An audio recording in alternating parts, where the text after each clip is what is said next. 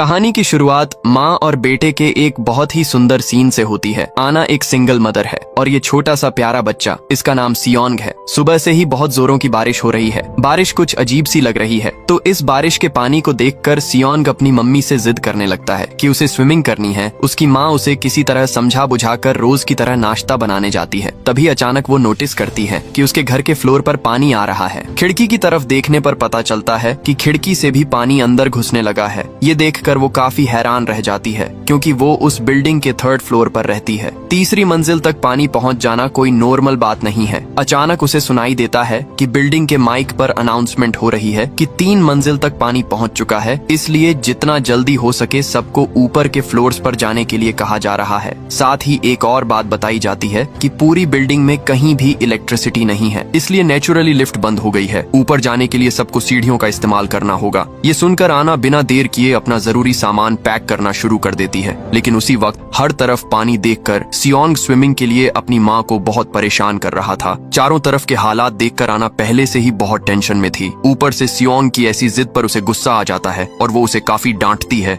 इसके बाद वो जल्दी जल्दी अपना जरूरी सामान और कपड़े बैग में भरने लगती है। तभी उसके फोन पर एक कॉल आता है। फोन रिसीव करने पर दूसरी तरफ से एक आदमी कहता है, क्या आप डार्विन कंपनी की मैनेजर आना बोल रही हैं? क्या आपके फ्लोर पर पानी घुस गया है? आना जवाब देती है, हाँ। तब वो आदमी कहता है, तो कुछ ही देर में आपका पूरा फ्लोर डूब जाएगा। आप जितना जल्दी हो सके वहाँ से निकलकर ऊपर के फ्लोर्स की तरफ आइए। मैं ऊपर ही हूँ, मैं आप लोगों को रेस्क्यू करने आया हूँ। और हाँ, अगर आप अपने साथ सामान लाने की सोच रही हैं, तो प्लीज उसे वहीं छोड़ दीजिए। ये कहते ही फोन कट जाता है। फोन कटने के बाद आना बिल्कुल देर नहीं करती और सियोंग की कुछ जरूरी दवाइयां लेकर निकलने के लिए उसे आवाज लगाती है, लेकिन उसे सियोंग कहीं भी नजर नहीं आता। असल में सियोंग को जब उसकी माँ डांटती है या उसका मन खराब होता है, तो वो अलमारी के अंदर जाकर छिप जाता है। ये बात आना बहुत अच्छे से जानती है, इसलिए वो अलमारी खोलकर उसे समझाती है और प्यार से बाहर निकाल लाती है। बाहर आते ही वो एक भयानक मंजर देखती है। चारों तरफ बस पानी ही पानी। पानी जैसे किसी शैतान का रूप ले चुका है, जिसे देखकर लग रहा है कि वो सबको निगल जाएगा। सैकड़ों लोग अपनी जान बचाने के लिए इधर उधर भाग रहे हैं।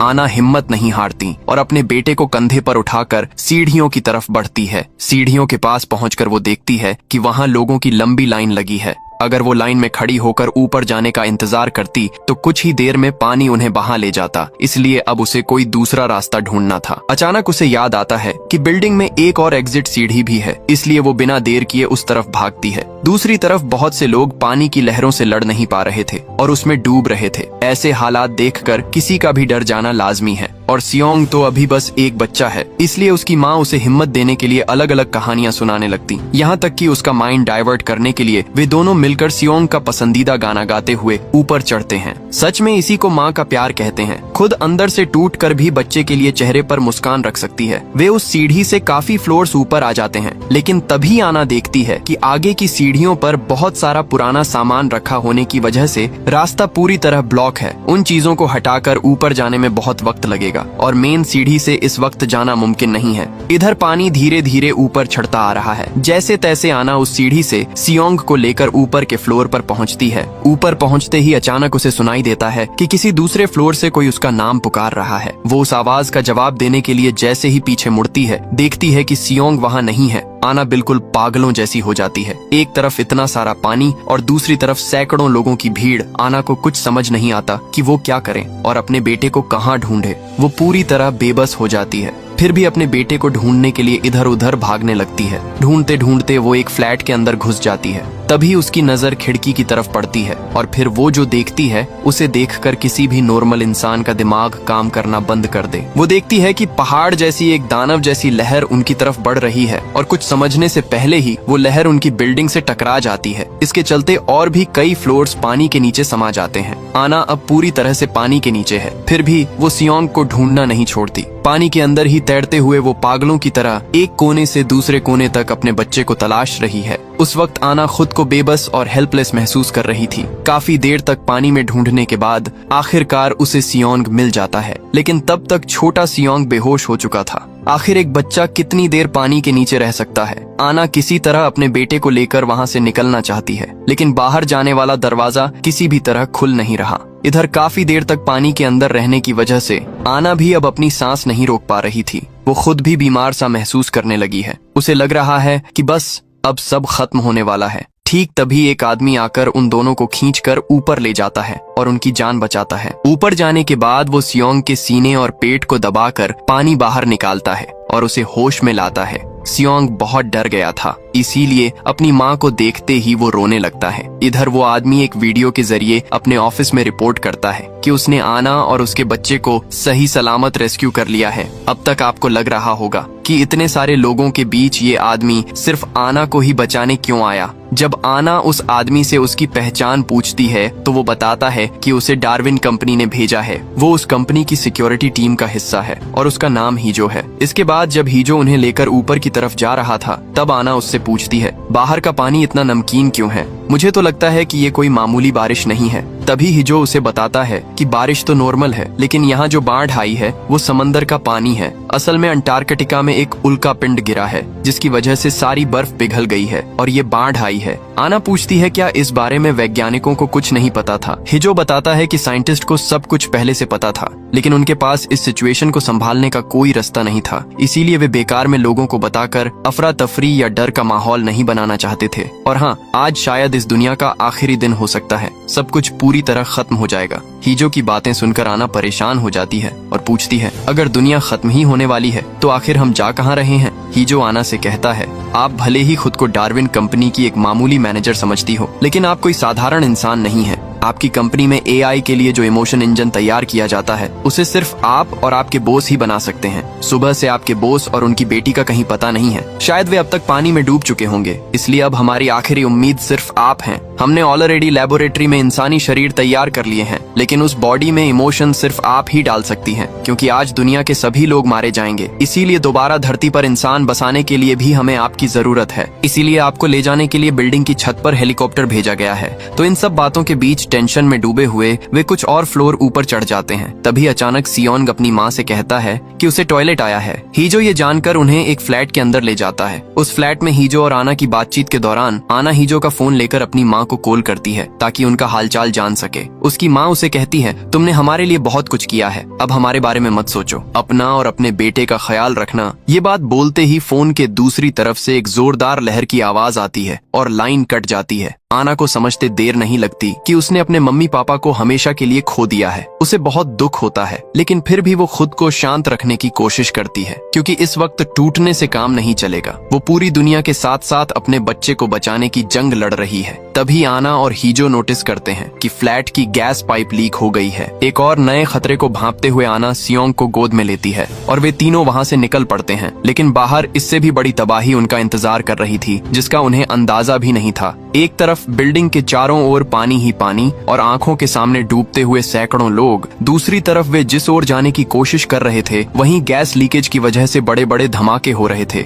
ये नजारा किसी कयामत से कम नहीं था। कोई और रास्ता न देखकर हीजो सीढ़ियों से ऊपर जाने की उम्मीद छोड़ देता है और बालकनी के सहारे ऊपर चढ़ जाता है। ऊपर पहुंचकर हीजो आना से कहता है, आप अपने बेटे को मुझे पकड़ा दीजिए। आना अपने बच्चे की जान बचाने के लिए उसे हीजो की तरफ बढ़ाने की कोशिश करती है, लेकिन डरा हुआ छोटा सियोंग अपनी माँ को छोड़कर किसी और के पास जाने को तैयार नहीं था। काफी मशक्कत के बाद वो सियोंग को हीजो तक पहुंचा तो देती है, पर खुद को संभाल नहीं पाती। उसका पैर फिसलता है और वो सीधे नीचे गहरे पानी में जा गिरती है। लेकिन इस बार भी वो हार नहीं मानती। किसी तरह तैर कर वो फिर से एक फ्लोर पर पहुंच जाती है। जब वो उस फ्लोर से ऊपर जाने की कोशिश कर रही थी, तभी उसे लिफ्ट के अंदर से एक बच्चे के रोने की आवाज आती है। वो लिफ्ट के पास जाती है तो देखती है कि लिफ्ट बंद पड़ी है। इसी बीच उसकी नजर दो आदमियों पर पड़ती है जो इस मुसीबत का फायदा उठाकर अपार्टमेंट्स में चोरियां कर रहे हैं। क्या अजीब हालत है, जहां लोग जिंदगी और मौत के बीच लड़ रहे हैं। खैर, आना लिफ्ट में फंसे बच्चे को बचाने की बहुत कोशिश करती है,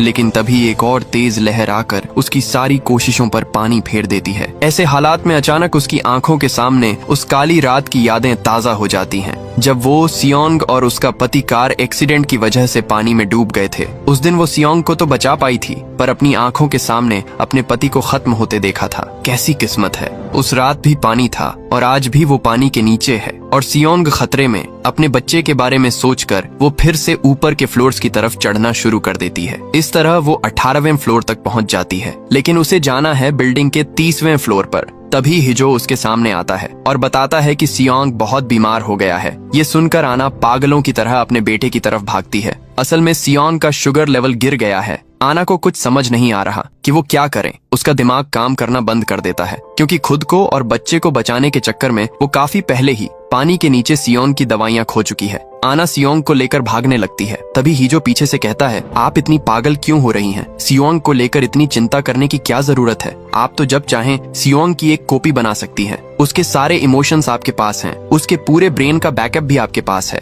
अब खामखा इसके पीछे वक्त बर्बाद करने से हमें कोई फायदा नहीं है। एक तरफ बच्चे की ये हालत और दूसरी तरफ हीजो की ऐसी अजीब बातें सुनकर आना को बहुत गुस्सा आता है। वो भागते हुए अपने बेटे को लेकर एक फ्लैट में जाती है। जैसे तैसे कुछ चीजों को मिलाकर एक दवाई तैयार करती है और सियोंग को पिलाती है, जिससे थोड़ी देर में सियोंग की हालत सुधरने लगती है। मूवी के इस सीन में हम देखते हैं कि जब आना सियोंग के कपड़े साफ कर रही होती है तो उसे अचानक बाहर धूप चमकती हुई दिखती है।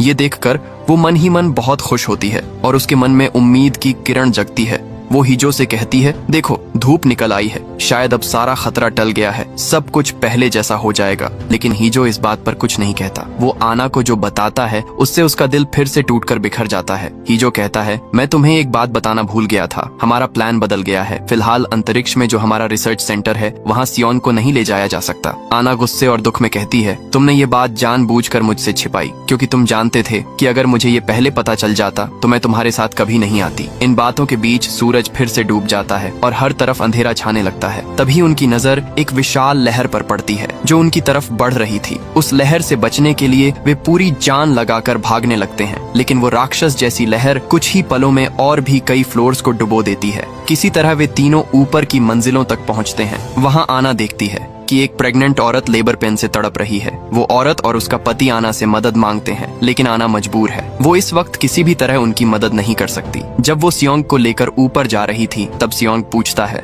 मम्मी उस आंटी को क्या हुआ है? वो ऐसे क्यों रो रही हैं? छोटे से सियोंग के इस सवाल पर उसकी माँ कहती है, वो आंटी माँ बनने वाली हैं, इसलिए उन्हें दर्द हो रहा है। तब सियोंग पूछता है, मम्मी जब मैं हुआ था तब क्या आपको भी ऐसा ही दर्द हुआ था? बच्चे का ये मासूम सवाल आना के सीने में तीर की तरह चुभता है। उसे बहुत दुख होता है और वो हीजो के पास जाकर फूट फूट कर रोने लगती है। वो गिड़गिड़ाते हुए उससे विनती करती है, प्लीज मैं तुम्हारे पैर पड़ती हूँ, मेरे बच्चे को मेरे साथ ले चलो, मैं तुम्हारे हर काम में मदद करूंगी, बस उसे मेरे साथ रहने दो। इतना छोटा बच्चा मेरे बिना कैसे रहेगा? मैं उसके बिना नहीं जी पाऊंगी। ये सुनकर हीजो कहता है, मैं कुछ नहीं कर सकता, मुझे जो ऑर्डर मिला है मुझे वही करना होगा। ये कहकर वो छत पर चला जाता है जहाँ वो देखता है कि रेस्क्यू टीम पहले से ही पहुँच चुकी है। वहाँ जाकर आना को पता चलता है कि उसे जहाँ ले जाने की बात कही गई थी वो पूरी तरह झूठ था। रेस्क्यू टीम के लोग आना से सियोंग को छीन लेते हैं। आना बहुत मिन्नतें करती है, गिड़गिड़ाती है, पर कोई फायदा नहीं होता। इसके बाद अचानक रेस्क्यू टीम के 2 लोग हीजो को गोली मार देते हैं और तब टीम का लीडर एक अजीब सी बात कहता है। वो कहता है कि आना के अलावा यहाँ मौजूद हर इंसान मारा जाएगा। आना अब समझ जाती है कि अब उसके हाथ में कुछ नहीं है, इसीलिए वो आखिरी बार सियोंग को गले लगाकर प्यार करती है। अब सवाल ये है कि उन्होंने सियोंग को क्यों रोक रखा है और आना को कहाँ ले जाया जा रहा है। कुछ ही देर में आना स्पेस की तरफ अपनी यात्रा शुरू कर देती है। मूवी में दिखाया जाता है कि पूरा शहर पानी में डूब रहा है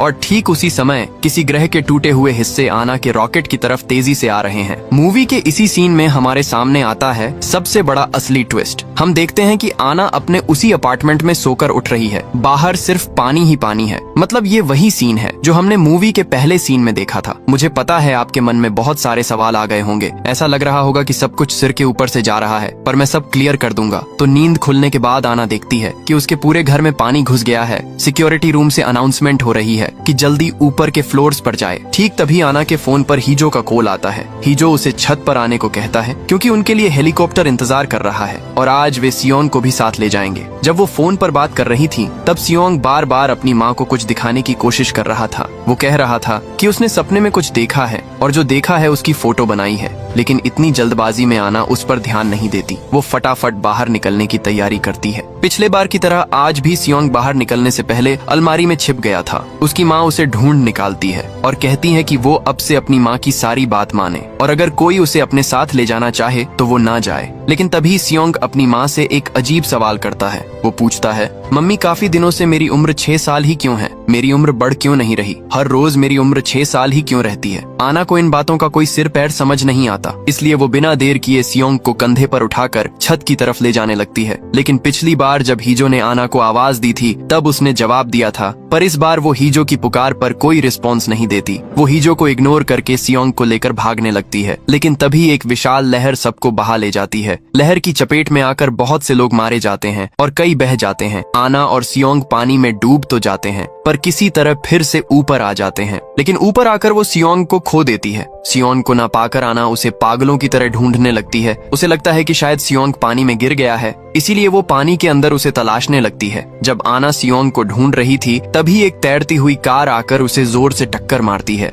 अगले सीन में हम देखते हैं कि हीजो आना को रेस्क्यू कर रहा है, लेकिन यहाँ एक गौर करने वाली बात यह है कि पिछली बार आना की टी शर्ट पर 497 लिखा था और अब वो बदल कर 787 हो गया है। जब आना दोबारा सियोंग को ढूंढने जाना चाहती है तो हीजो उसे एक फोटो दिखाकर कहता है कि सियोंग ऊपर के फ्लोर पर है। आना को समझ नहीं आ रहा कि सियोंग उससे इस तरह भाग क्यों रहा है, जबकि वो तो अपनी माँ के बिना कुछ जानता ही नहीं। इधर हीजो सियोंग को ढूंढने से रोकता है तो आना को बहुत गुस्सा आता है। वो हीजो से बंदूक छीन लेती है, लेकिन तभी अपार्टमेंट में गैस लीकेज की वजह से ब्लास्ट हो जाता है। इस धमाके में आना जख्मी हो जाती है, पर इसके तुरंत बाद हम देखते हैं कि हीजो ने आना को फिर से बचा लिया है, लेकिन अब उसकी टी शर्ट पर एक 193 लिखा हुआ है। आना तब हीजो के हाथ से अपना हाथ छुड़ाकर पानी में कूद जाती है और सियोंग को ढूंढने लगती है। ढूंढते ढूंढते वो उसी लिफ्ट के सामने पहुंच जाती है जहां पिछली बार उसने एक लड़की के रोने की आवाज सुनी थी। आना को एहसास होता है कि वो लड़की वहां फंसी हुई है। उसे याद आता है कि यही सेम चीज उसके साथ पहले भी हो चुकी है, पर उस बार वो लड़की को बचा नहीं पाई थी,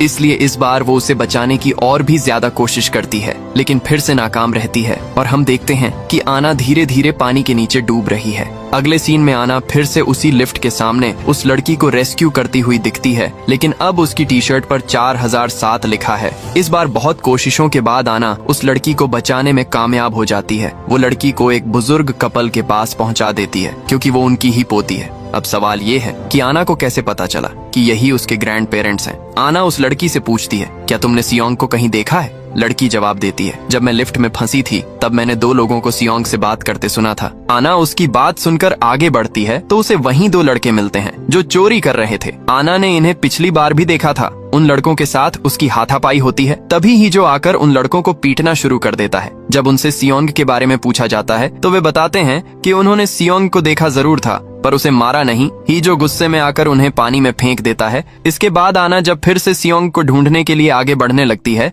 तो हीजो उसे रोककर कहता है कि कुछ ही देर में रेस्क्यू टीम यहाँ आ जाएगी और वे ही सियोंग को ढूंढ निकालेंगे। लेकिन आना उससे रिक्वेस्ट करती है कि रेस्क्यू टीम के आने से पहले वे खुद सियोंग को ढूंढे। आना के बात करने के अंदाज से हीजो को कुछ शक होता है, क्योंकि आना उससे ऐसे बात कर रही है जैसे उसे बहुत पहले से जानती हो। अगले सीन में दिखाया जाता है कि आना एक दीवार पर पेंट से कुछ ड्रॉ कर रही है, पर इस बार भी नोटिस करने वाली बात ये है कि उसकी टी शर्ट पर 7793 लिखा है। अब आना ऊपर के फ्लोर पर जाती है तो देखती है कि उस प्रेग्नेंट महिला ने बच्चे को जन्म दे दिया है। ये देखकर आना अपना कोट उतारकर उस महिला को दे देती है। वहाँ से जाते वक्त आना सुनती है कि वो महिला अपने पति से कह रही है कि उसने सपने में देखा था कि पूरा शहर सुनामी में बह गया है, लेकिन वे बच गए हैं। ये सुनकर आना को याद आता है कि सुबह सोकर उठने के बाद सियोंग ने भी उससे कहा था कि उसने सपने में कुछ देखा है और उसने उसे अपने टैब पर ड्रॉ करके आना के फोन पर भेज दिया था। आना जैसे ही अपना मोबाइल चेक करती है वो तस्वीरें देखकर हैरान रह जाती है। यहाँ हमें पता चलता है कि पहली बार जब सियोंग बेहोश हो रहा था तब उसने आखिरी जो मंजर देखा था उसे ड्रॉ करके अपनी माँ के फोन पर भेजा था। और सबसे हैरान करने वाली बात ये थी कि उसने वही सेम फोटो एक बार नहीं बल्कि हजारों बार भेजी थी। कहानी अब पूरी तरह से टाइम लूप और पैरेलल रियलिटी की तरफ इशारा कर रही है। क्या आप जानना चाहते हैं कि इन हजारों तस्वीरों और टी शर्ट पर बदलते नंबर्स का असली राज क्या है? आना अब समझ जाती है कि सियोंग क्यों उसे बार बार बोल रहा था कि उसकी उम्र 6 साल पर क्यों रुकी हुई है। तभी आना लास्ट फ्लोर की अलमारी में सियोंग को ढूंढने जाती है, लेकिन वो वहाँ नहीं मिलता। उसी वक्त डार्विन टीम के लोग और हीजो आकर दवा के जरिए आना को बेहोश करने की कोशिश करते हैं। बेहोश होने से पहले आना हीजो से कहती है, छत पर ये लोग तुम्हें मार देंगे, तुमसे मेरी पहले भी कई बार मुलाकात हो चुकी है। तभी हम देखते हैं कि आना की टी शर्ट पर 13,417 लिखा हुआ है। ये बात हीजो के मन में शक पैदा कर देती है, इसलिए वो अपनी ही टीम के लोगों को वहीं मार देता है। इसके बाद वो एक इंजेक्शन देकर आना को होश में लाता है। होश में आते ही आना इस कहानी का असली ट्विस्ट रिवील करती है। डार्विन रिसर्च सेंटर काफी समय से सिंथेटिक ह्यूमन बॉडी बनाने के सीक्रेट प्रोजेक्ट पर काम कर रहा था। वे 3D मॉडल के जरिए ऐसी बॉडीज बनाते हैं जो इंसानों की तरह सब कुछ कर सकती हैं, यहाँ तक कि बच्चे को जन्म देना भी। लेकिन प्रॉब्लम ये थी कि उनके अंदर गुस्सा, दुख या प्यार जैसे कोई इमोशंस नहीं थे। इसलिए आना और उसके बॉस ने इमोशन इंजन पर काम शुरू किया था। इसके लिए दो चीजों की जरूरत थी, एक टेस्ट सब्जेक्ट और दूसरा टेस्ट सैंपल, क्योंकि एक इंसान का दूसरे इंसान के प्रति प्यार और जिम्मेदारी से ही इमोशन पैदा होता है। इसलिए उन्होंने दो आर्टिफिशियल बॉडीज बनाई। उन दोनों में से एक सियोंग है। इसका मतलब है कि सियोंग कोई इंसान नहीं बल्कि एक सिंथेटिक ह्यूमन बॉडी है और आना उसकी बायोलॉजिकल मां नहीं है। इसीलिए उस दिन जब सियोंग ने प्रेग्नेंट औरत को देखकर आना से पूछा था कि क्या उसे जन्म देते वक्त आना को भी इतना ही दर्द हुआ था, तब आना उस सवाल का कोई जवाब नहीं दे पाई, क्योंकि उसने सच में सियोंग को जन्म नहीं दिया था। शुरुआत में आना सियोंग की ज्यादा परवाह नहीं करती थी, यहाँ तक कि अपने पति की मौत के बाद वो सियोंग पर टेस्ट पूरा किए बिना ही उसे डार्विन सेंटर वापस करना चाहती थी, क्योंकि सियोंग को बचाने के चक्कर में ही उसने अपने पति को हमेशा के लिए खो दिया था। उनका काम बस एक तय समय तक इन टेस्ट्स के जरिए डाटा कलेक्ट करना था और फिर उसे रिसर्च सेंटर भेजना था। उनका प्लान था कि इसी डाटा से वे इमोशन इंजन को प्रमोट करेंगे और बाद में उस AI इमोशन को सिंथेटिक बॉडीज में इस्तेमाल करेंगे। लेकिन पूरा काम खत्म होने से पहले ही उन्हें पता चला कि अंटार्कटिका में एक विशाल एस्टेरॉइड टकराने वाला है।